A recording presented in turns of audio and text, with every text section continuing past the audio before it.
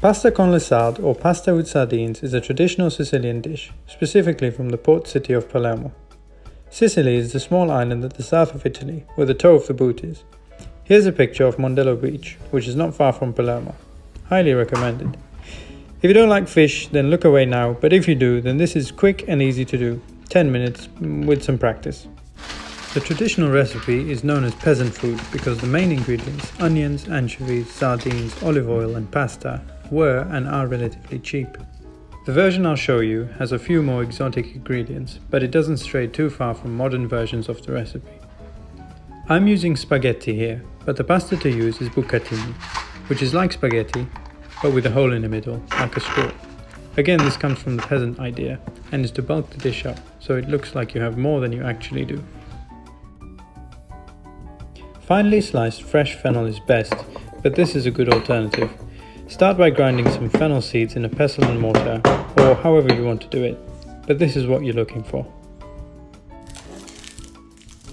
Slice one small onion or shallot, not chop, slice, and not too finely either, as you want it to keep its structure as it cooks. In a small bowl, add some hot water to your saffron and set that aside to develop flavor and color.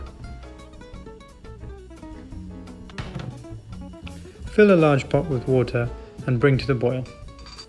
In a dry pan, toast some pine nuts until they brown slightly. To cook pasta, you need lots of water, brought to the boil, and when it's boiling, add quite a bit of salt. The Italian saying goes that it should be salty like the sea. It should only take 6 to 8 minutes to cook. Don't overcook it or leave it in the water for longer.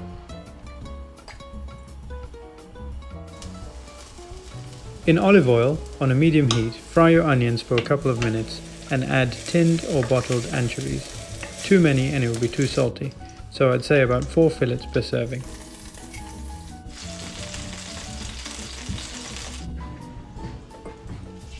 The saffron water we set aside earlier, when added, will deglaze the pan and bring all the different flavors together.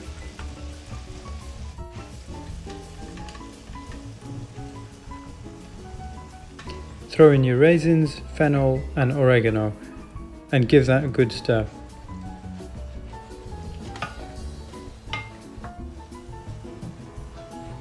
I'm using some fancy sardines here, but any tin sardines will do. If you want to, slice them finely, but these look too good to put a knife through.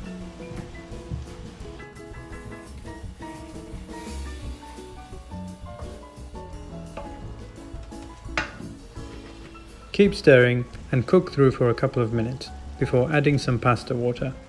The starch in the pasta water will help to thicken or cream the sauce. You should be about 7 minutes into the pasta cooking. Add it to the sauce. No need to drain, take whatever water comes with it.